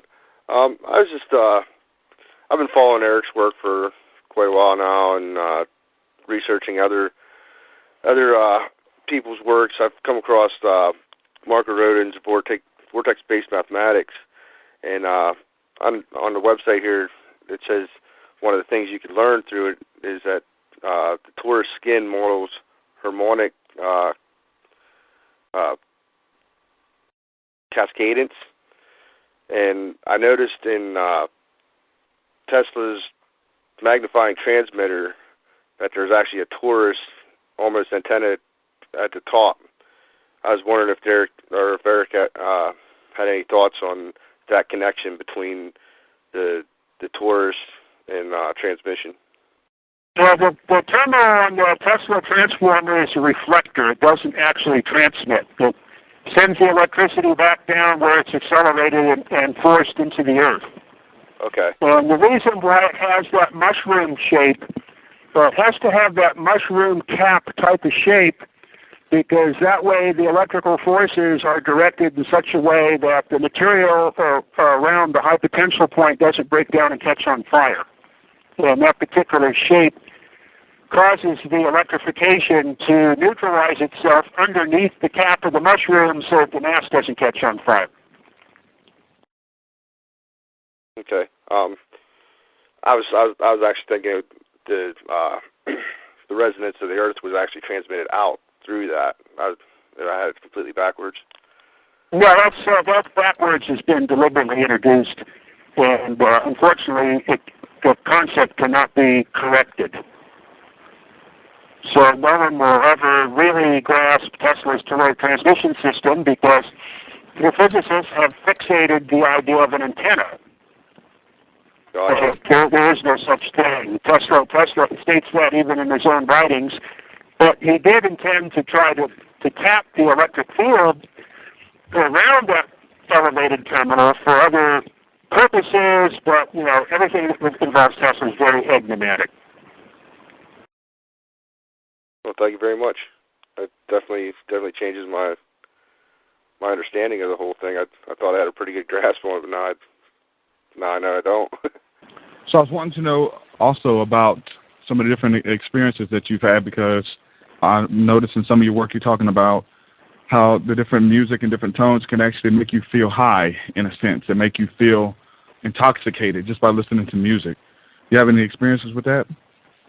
Well, it's kind of almost a daily experience for me. Mm-hmm. Because, I have my Bose 901s and my 400-watt amplifier, and I'm out back organ music and handle choruses, and that's the end of every day. That's, there's about a 4-hour interval there where, if I can clear my mind from, the noise and negativity and the rest of the stuff and tune into the music, that it creates the transformation. Mm-hmm. So it's more or less of less of a mystical experience and more of just a daily practice that gets your body in tune and feeling good. Yeah, and also it helps me write the stuff that, particularly the polyphase mathematics and all those type of things is in the music, and the mathematical work merges into one. Mm-hmm. So when I'm listening to the music, then all the equations that I'm developing just pop right out of the music. Mm-hmm. And then conversely, I just came back from somebody had managed to save from destruction a massive Bell telephone switching facility. It's absolutely stupendous the work this guy did reassembling it. There's 500,000 connections he had to make. It's what's called a step-by-step system. It was the original telephone system, and after living in that building for 10 days and tuning into how the whole thing worked, and, it's basically, it took me 12 years to fully understand the whole thing, but just getting the overview and all that. When I came back and put the block and the handle on, the music had a whole different dimension because the way that the switching system operated was very akin to how the music operated, and I'd heard the music in a way that I'd never heard it before until I had that experience with the telephone exchange. Mm-hmm. So it kind of works both ways. Okay. So I know I talked to you, you mentioned going out to the woods and things like that. Can you maybe touch about your experiences about what that can do for you as well, going out and being in tune with nature and how almost maybe resetting yourself? Well, it's the same situation as then you're in the natural archetypes. Mm-hmm. Which are quite pronounced because the archetypes, determine the shape of all living organisms, and when you're out in nature, you're amongst all these organisms, and after you're out there enough, and you stay out of Babylon long enough that your senses aren't distorted, you see that there's a geometric archetype or a pattern that ties all this stuff together. Mm-hmm. And then you realize that it's not a bunch of separate entities, that you're existing inside a situation that's basically like, you know, sitting in a dark room and closing your eyes and listening to Bach or Handel. Mm-hmm. And a similar situation also in this facility that I just made mention of, because the particular way that Bell Telephone operated was truly the eighth wonder of the world. And there was a guy there that, you know, wondered why the guy that built the thing and why myself, why we were attracted to this and why the sounds it made all the time while it was working didn't bother us and what the deal was. And I had just come out of the woods at that point in a very extensive direct contact with the forest for weeks and weeks. And when I got in there with all those, you know, weaves of colored wires and the way that all the components are geometrically patterned and all that, I told them, well, here's what's going on, is the reason why this turns me on is the exact same reason why the forest turns me on. Mm-hmm. Or the music of Bach does. Mm-hmm. It's because of that level of archetype, and it immediately suggests intelligent design, and that's what gets people high. And yeah. I still couldn't get it. No, hey, I get it. To him, it was just a bunch of relays and wire, you know? Yeah, it gets me high. I understand. It's like they go in the forest, oh, well, you know, there's a bunch of trees and weeds, and, you know, that's all it is, you know, and then they go back in their trailer, and they fire up the generator, and they watch the game. Well, why didn't they stay home? Mm-hmm. Yeah.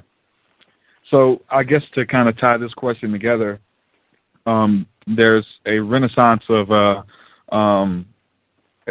practice of what is called grounding.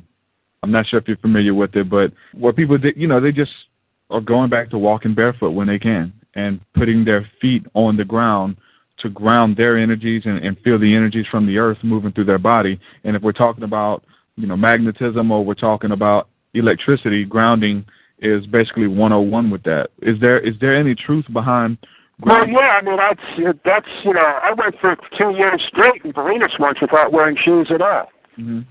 You know, I could walk through the blackberry bushes and the whole thing after a while, and that's definitely, there's something about that physical contact with the ground. Where electrostatically, then, you know, you are at ground potential, where if you're wearing shoes, you're at an arbitrary potential, which, you know, when you're walking on a carpet, you know, you find when you touch the doorknob, you can reach a potential of 25,000 volts or more. Mm-hmm. In fact, at one time, I actually managed to get it up to 500,000 volts, somewhat accidentally, and a spark jumped off of my side across the hallway to a prior sprinkler pipe, about maybe 4 feet long. That's 750,000 volts, most likely, or somewhere 500,000 volts. Okay. Now I think I had the phrase wrong. It's not grounding. It's called earthing. I'm sorry. Yeah, well, the British prefer to use the term earth connection, and America prefers to use the term ground connection. Will it almost, like, if you got a lot of stuff going on in your life and stuff, can it work as something that almost resets you, that it literally grounds you back to, you know, what matters? Just getting out in nature, taking your shoes off, being more conscious about things that are going on and, you know, that actually matter. Well, it's going to do the same thing we've just been talking about with music. But it's going to be on a less physical level. Yeah. It's going to be very similar to the situation in the church. There's going to be days when the voltage is high. There's going to be days when the voltage is low. It will depend on all these, you know, cosmic forces that the vegetation's actually, you know, like an antenna tuned into. And even the animals. Yeah. They were saying that that they've done studies as well where plants and vegetation grow faster when they listen to music, and so I guess that's where the theory comes from of you talking to your plants every day, talking to your flowers and stuff like that. Yeah, it might be. In that case, it might be a little more than just a mechanical explanation. That's what we're dealing with here. There's something more than physics involved with this, but nevertheless, it's related. I would say it's more of a geometrical situation. Yeah. So With them being alive and everything, and like we're talking about this water experiment and stuff, I think that it matters. I think that it all matters if you're speaking to it. Supposedly, they did a experiment as well where they measured the resonance and the frequency from flowers, and whenever they were going to get scissors to go cut these flowers, the resonance and the frequency spiked, like they got scared whenever this was happening. It's almost like whether it's the water or the plant itself, the life from the plant, like something was conscious of what was going on. Yeah, there was a whole book written on that called The Secret Life of Plants. Okay. Are you familiar with that book? No, who's it by? I forget right off, but that book had quite an impact on me when I first read it. And it gets very deep into this. Okay. And I know you have more to say, but I actually have friends who consume certain plants, whether it's ayahuasca, marijuana, things like that, and they talk about having experiences where they come in contact with an entity, like this plant is alive under the consumption of it. Like they meet a woman who says, "I don't want to be smoked," or "You need to respect me," or something like that. Would there be? Well, that's conceivable. Mm-hmm. Because, as far as the world of biology goes, life eats life. Mm-hmm. Well, humans are a bit different, and they pretty much eat only dead stuff. Mm-hmm. But in general, for a healthy organism, it's a life eats life situation. Mm-hmm. So when you consume the plant, you are consuming that entity and its life force and its archetypes, and that's merging with yours. Mm-hmm. And that's exactly what Pythagoras taught as well about eating meat and things, correct? I'm not certain about that aspect of Pythagoras' work, but that's conceivable. Yeah, it was much like the Hindu look on it, as far as whenever you consume these animals and you're consuming the blood that you're taking upon the stresses and the things like that animal was going through. That seems to be somewhat established in, from the knowledge of hunters that, if when they kill an animal and the animal is in a state of distress in that process, influences the flavor of the meat. But it should be pointed out that humans are not operating as carnivores, but they're operating as carrion eaters. Mm-hmm.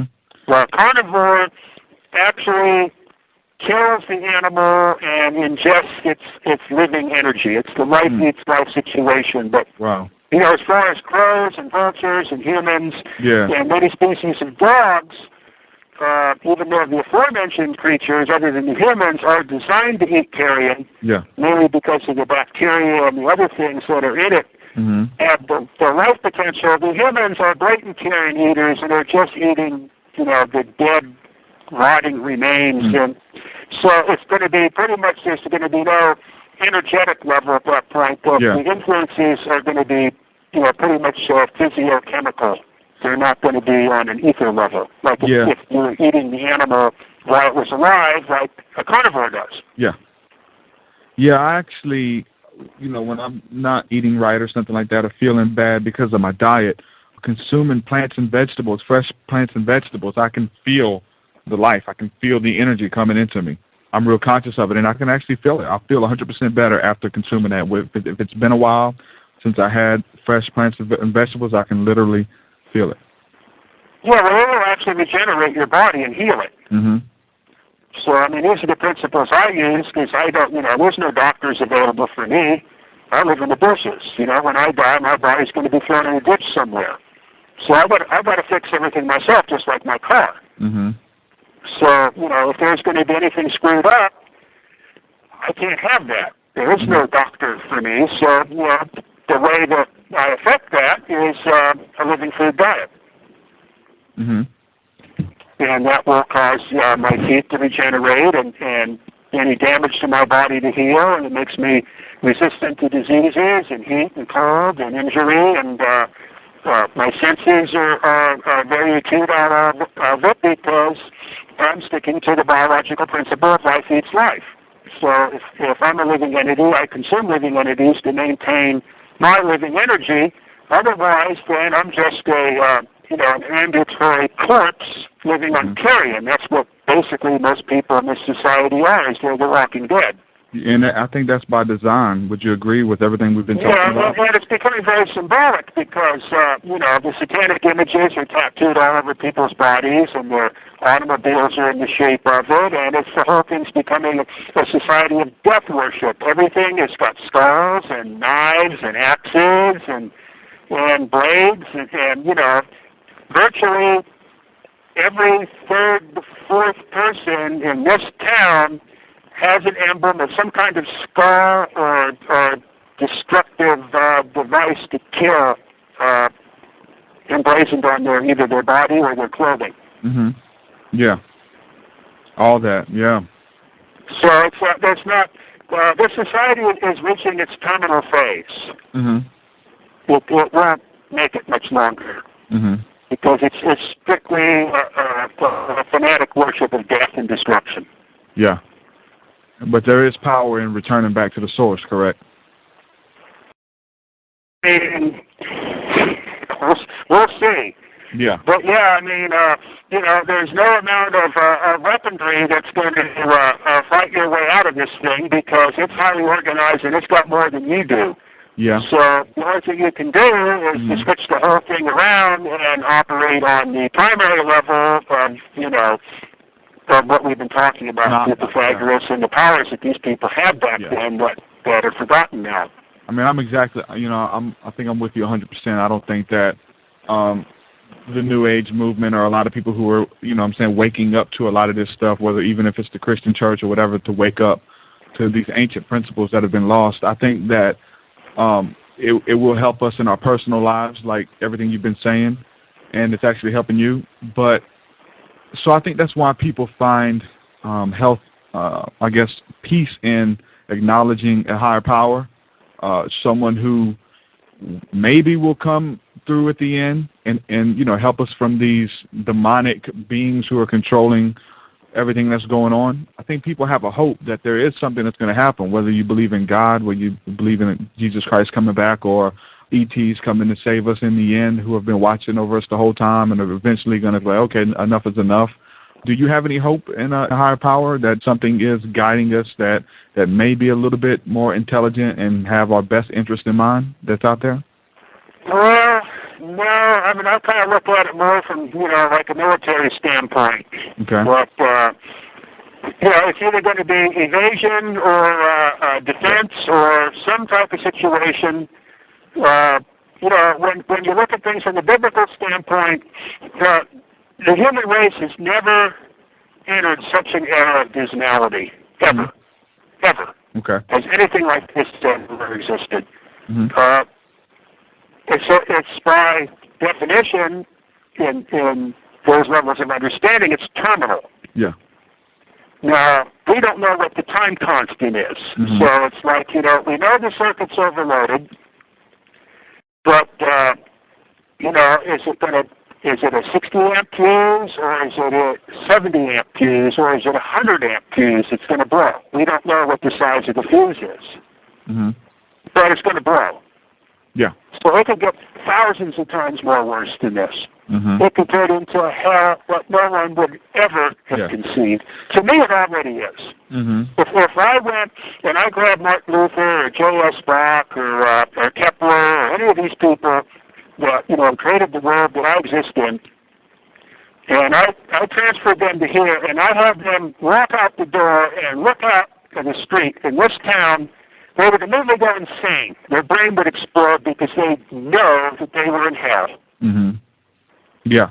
And I think that when we're talking about a higher power or ETs or whatever the case is, something that may come and help us or something like that, a lot of people sit by passive, where they understand, well, I don't have to do anything because somebody's coming to save me. Well, that's the whole cop-out. That's why I don't subscribe to that. Exactly.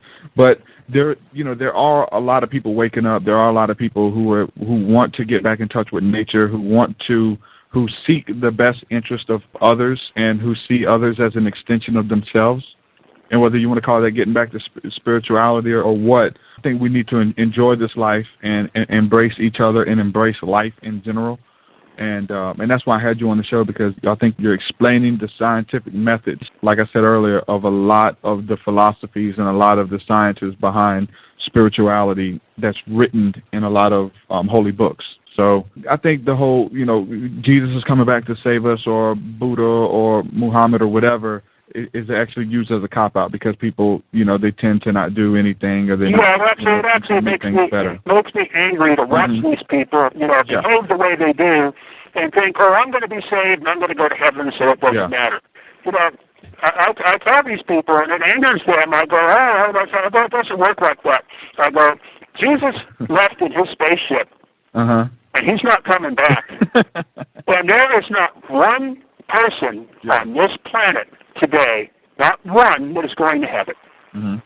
So just get that out of your mind. Then they choke and they'll never talk to me again. So that's fine.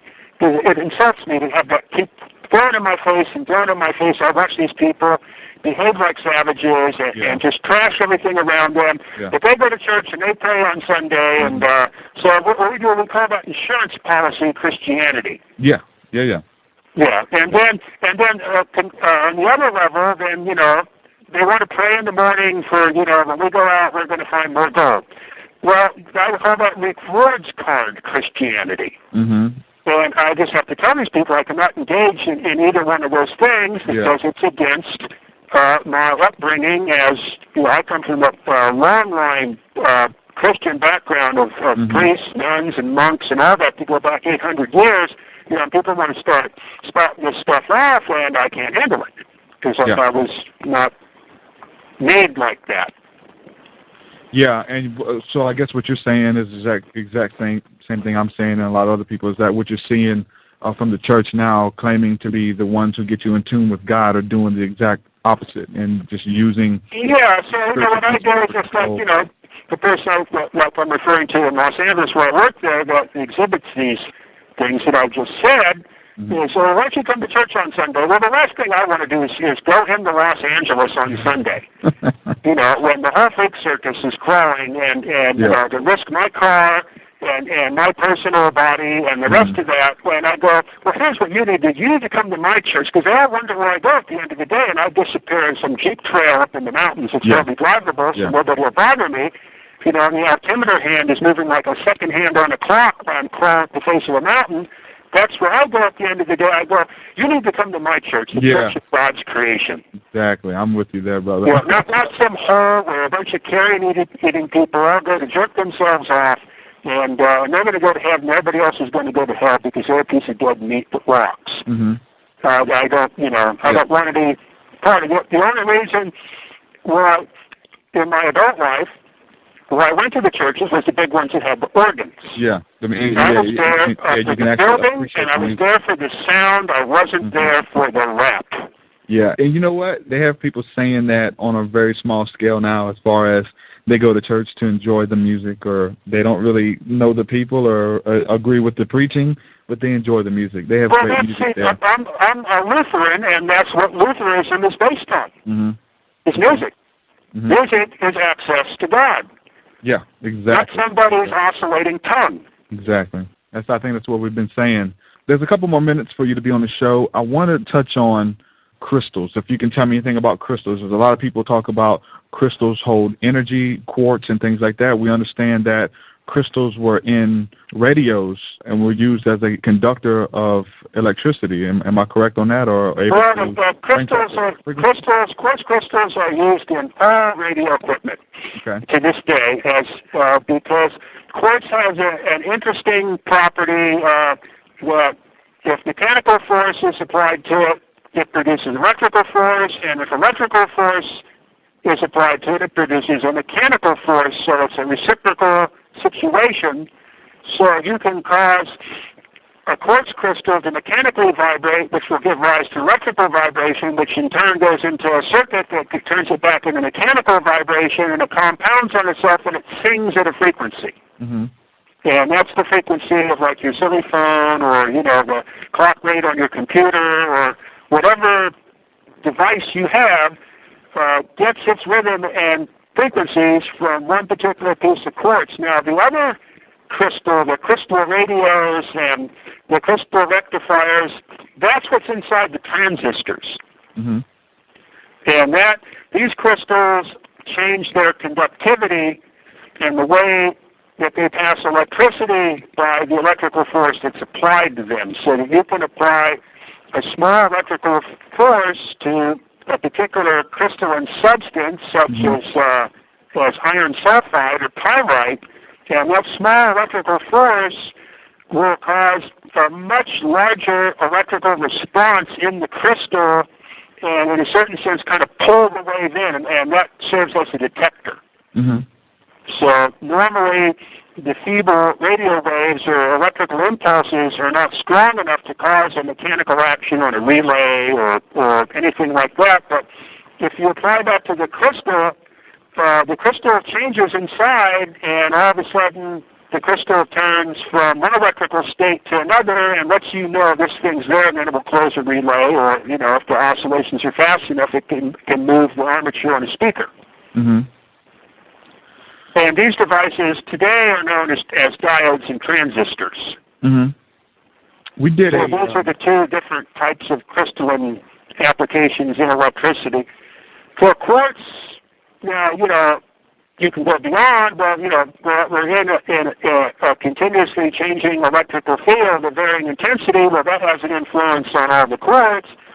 Then, of course, you have all the quartz, and the mechanical stresses on that have an influence on electricity, and this has a lot to do with my telluric wave research and earthquake things and stuff like that. Is just the massive quantities of frequencies and waveforms being produced by the Earth, and it's very difficult to account for exactly how they would come about from the way geologists and physicists describe the construction of the Earth.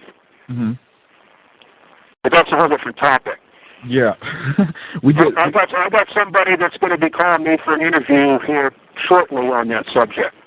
Okay. And because that's actually, that's the project I'm engaged in here right now with the government and all that, and we just got our funding to go, work on our polls and the whole thing to be able to tap back into this again. It's going to be quite an effort. We actually just did a podcast about crystal magic and about the energy that is stored in crystals and actually released from crystals as well. And we kind of liken that to the scepter of a king or the staff of a magician with the crystal on the end of it, and where there's thoughts or frequencies to be released as an extension from the hand and released at the end of the rod or the end of the staff to bring about whichever type of magic you want to deal with. There's a lot of different types of magic, and as far as frequencies and vibrations and causing things to happen differently. And that's what we've been talking about the whole show, sound and vibration. And well, the crystals, are very highly organized, chemical and electrical patterns, physical electrical patterns, however you want to describe it. So that causes them to be archetypes. Mm-hmm. So a crystal, in a certain sense, is very similar to the Chaldean and Pythagorean concept of the number. Uh-huh.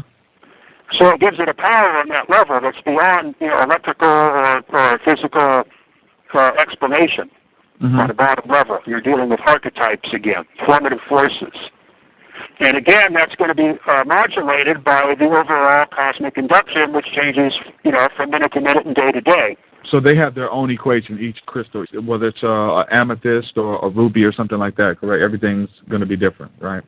Well, they're all going to have their own archetype. Mm-hmm. In other words, if you break them down or, you fracture them and look at the patterns, is that they create the same pattern. They're a specific form. No matter how fine you divide them, they're still the same shape. Okay. And that serves as an archetype. And then that's also a polarization because you have all these little points which, you could conceive of as electric charge or something that creates induction. So the crystal kind of pulls this ether force into it, and then turns it into a physical form. Mm-hmm. And then that comes like with the quartz, and that in turn can come back out as a mechanical or some kind of, a different type of force, a transforming device, so to speak. Yeah.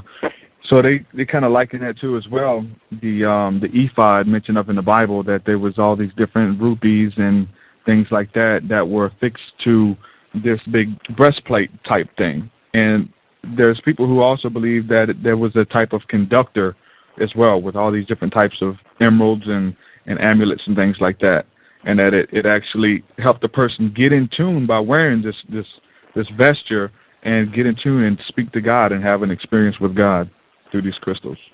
Well, I mean, if somebody had to engineer that would make sense. Mm-hmm. Well, and that's one of the applications of gold also. Gold is one of the few metals that has direct electrical contact to the ether. Mm-hmm. And one of the reasons why it's used in electrical contacts and all that is it's hard to get gold in a situation where it doesn't have a surface conductivity. It will not form an oxide or something that will block off direct electrical contact to the environment. So that immediately suggests its use as some kind of antenna surface. Uh-huh. So there's a lot. So gold was not its original, application with humans was not something to hoard for, its E equals MC squared reality, but was something that allowed you to receive or contact. Mm-hmm. So it's postulated that the pyramids in Egypt, when they were completed transforming apparatus and not skeletons like they are now, is there was a layer of quartz and then a layer of gold on the outside of that, and this thing was basically a giant electrostatic condenser of sorts. Mm-hmm. Beyond, the medieval churches of Europe. Yeah.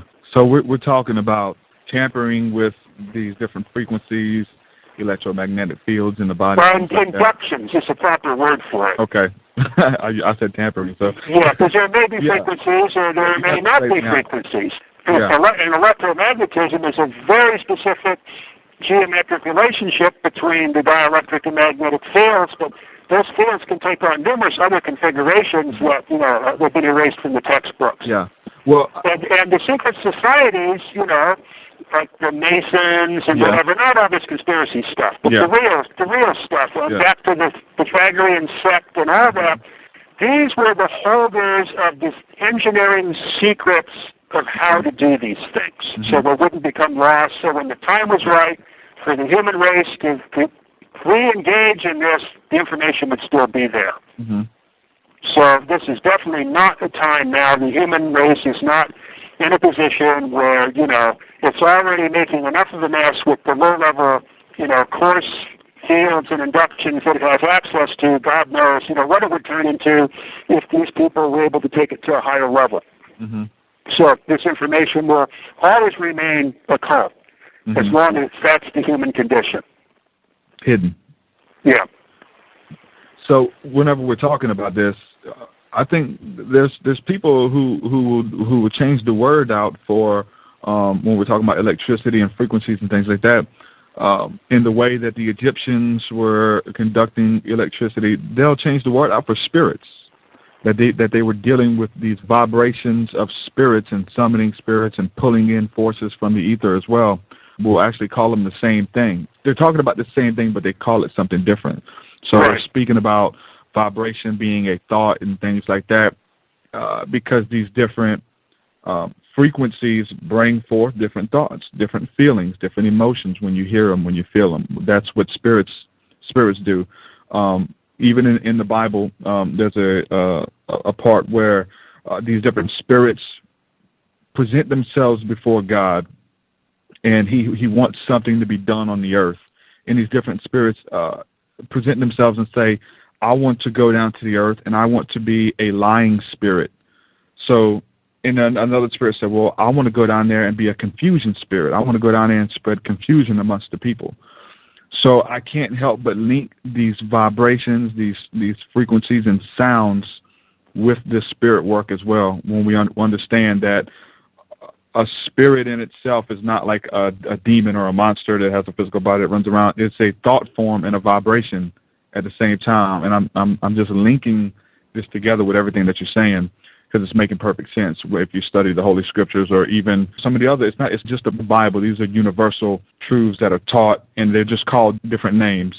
Right. Called totally different names. And when you're dealing with church people or people who are very religious and hold to their sect, they can't agree. No, you're talking about spirits. I'm talking about vibrations, something totally different. No, it's the same thing. We just call it something totally different because you don't understand the science behind it. Yeah, I mean, well, there's modern terms for things, of the past. So the word vibration and energy has really been seized upon and pretty heavily misused in this area. So, energy and vibrations have specific dimensions, but what we're talking about doesn't necessarily have those dimensions because it hasn't turned the ether into anything solid yet. So that's where I prefer to stick to the Faraday concept of polarization and induction. Which those are the rules. Polarized. In other words, the spirit polarizes everything, just like a magnet polarizes the space that something is in, and then it influences on what's in that space through the polarization, but there is no frequency and there is no energy there. The energy comes about by the actions, the secondary actions, but the induction itself is not energy and it's not frequency.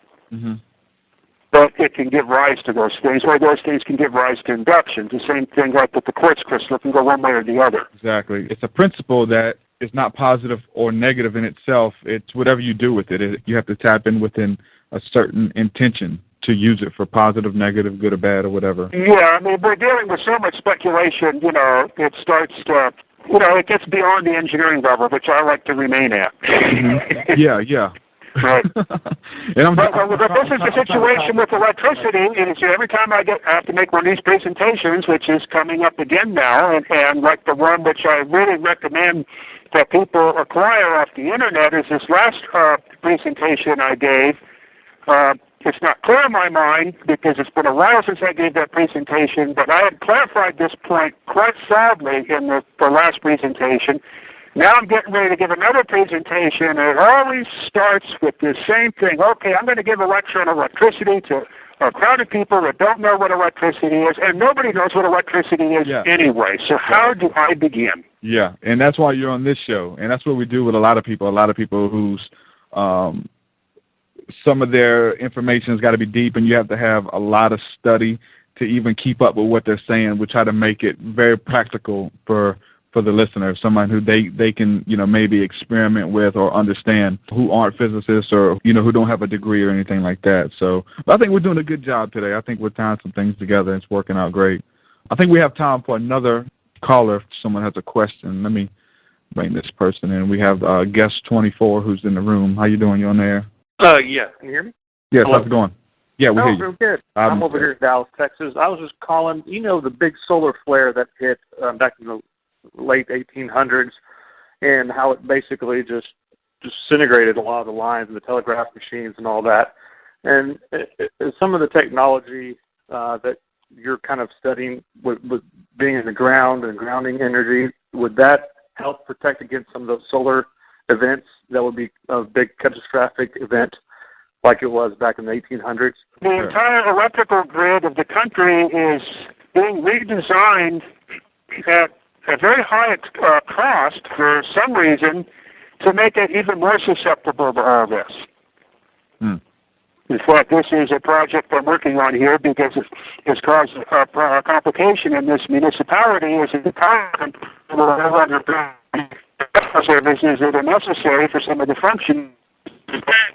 They're trying, everybody married massive EMP and receive a solar flare and direct all this stuff into the appliances in your home. We're trying to figure out what's behind this. So basically, this society has pulled its britches down and bent over and grabbed its ankle and said, let me have it, son. With all the satellites and this common nuclear power. I think we're losing them. Eric, okay. I think we lost Eric.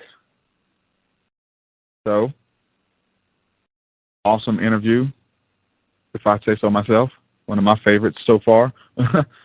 Some awesome research and some awesome things that we tied together and spoke about in this interview. So, with that being said, you could check out his work at ericpdollard.com, ERICPDOLLARD.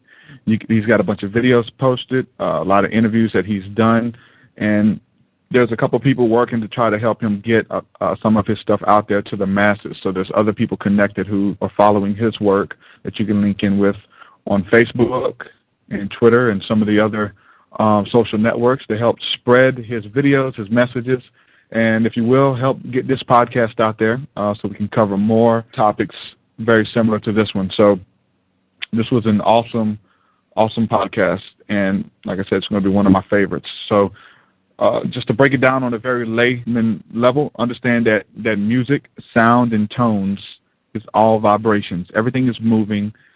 Everything is conducting electricity. Your body is made up of the same electricity.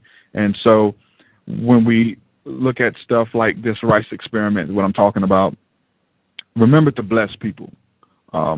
Remember not to curse people, that your words and the music and everything you're taking in, that even the things that you're looking at, the colors that you're looking at, all affects your body, all affects your mind in a good way or a bad way.